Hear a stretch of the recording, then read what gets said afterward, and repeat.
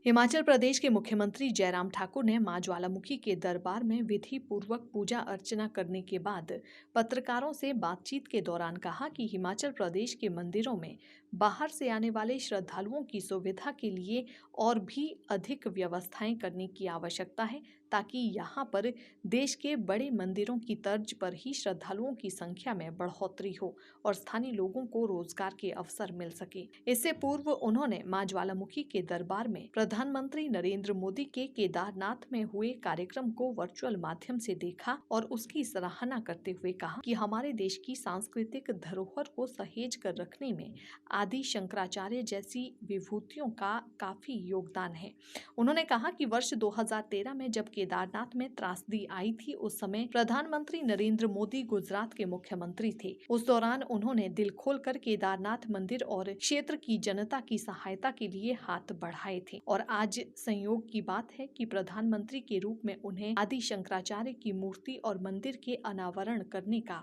मौका मिला है। मुख्यमंत्री ने कहा कि आधुनिक तरीके से केदारनाथ मंदिर और क्षेत्र को विकसित किया जा रहा है। बाहर से आने वाले श्रद्धालुओं को सुविधाएं उपलब्ध करवाई जा रही हैं। वहां के लोग आर्थिक रूप से सुदृढ़ होते जा रहे हैं और श्रद्धालुओं की संख्या में भी आशातीत वृद्धि हुई है। उन्होंने कहा कि हिमाचल प्रदेश के मंदिरों में भी सरकार प्रयास करेगी कि व्यवस्थाओं को बढ़ाया जाए, रेलवे और हवाई नेटवर्क से इन क्षेत्रों को जोड़ा जाए ताकि बाहर से आने वाले श्रद्धालुओं को यहाँ पर सुविधाएं मिल सकें। गर्व का क्षण है और भारतवर्ष सचमुच में अनुभव कर रहा है वर्षों के बाद जो हमारी संस्कृति धरोहर है और भारत ऋषि मुनियों की धरती रही है, उसमें से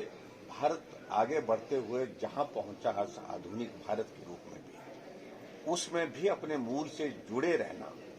ये आवश्यक है। ये आदरणीय प्रधानमंत्री नरेंद्र भाई मोदी जी ने जिस प्रकार से एक संकल्प लेकर के हमारी आने वाली जनरेशन, हमारी आने वाली पीढ़ी भी अपनी संस्कृति को ना भूले, अपने संस्कार को ना भूले और उसके साथ हमारा मूल क्या है भारत की संस्कृति का, इससे उनका जुड़ाव बना रहे, उस दृष्टि से बहुत महत्वपूर्ण एक पहल जो है आदरणीय प्रधानमंत्री जी ने की है। और आज जो आदि शंकराचार्य जी की भव्य मूर्ति का अनावरण हुआ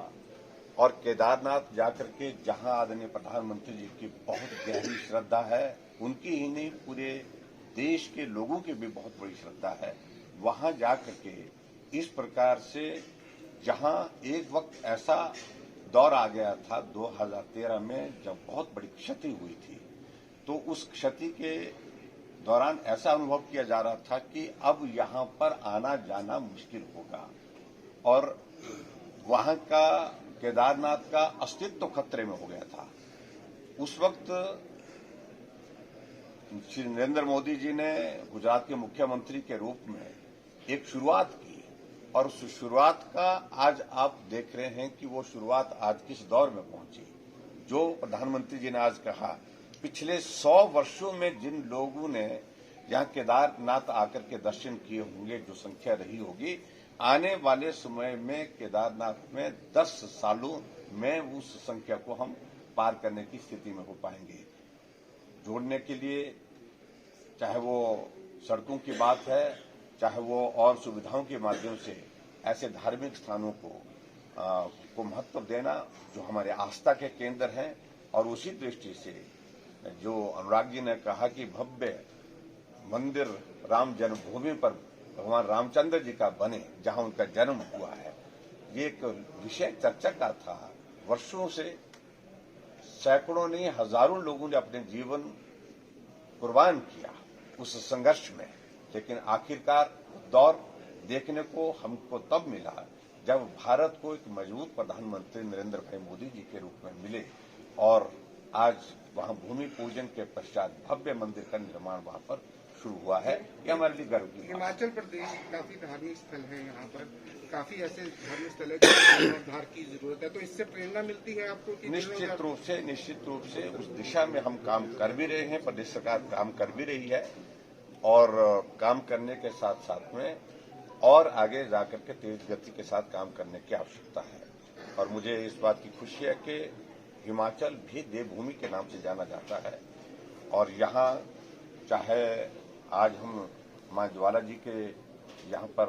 दर्शन करने के लिए आए हैं और आदरणीय प्रधानमंत्री जी का संदेश हमने केदारनाथ से सुना, वहाँ माता चिंतपूर्णी,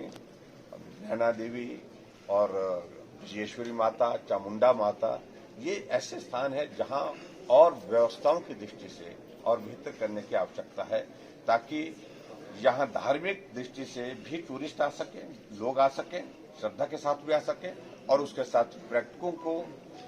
भी हम आकर्षित करने की स्थिति में इसमें हो पाए। ये सब करने की ये जिलाए गए तो आपको लगता है कि कहीं न कहीं युवाओं के लिए ये प्रेरणा है और इसको राजनीति से अलग हटकर देखना चाहिए? ये तो हमारी सनातन धर्म की बात करूं या भारतीय संस्कृति की बात करूं,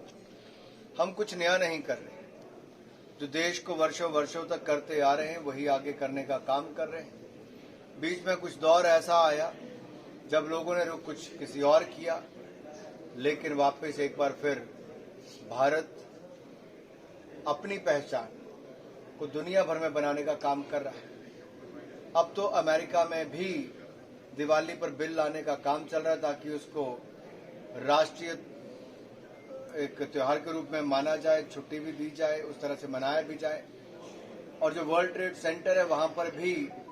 जिस तरह से उसको मनाया गया है, दिखाया गया है एनिमेशन के माध्यम से, वो अपने आप में दिखाता है कि भारत की कितनी बड़ी पहचान है। यूनाइटेड किंगडम में 5 पाउंड का जो कॉइन है उसमें एक तरफ माता लक्ष्मी की फोटो और दूसरी तरफ महात्मा गांधी की पिक्चर हो, तो ये अपने आप में दिखाता है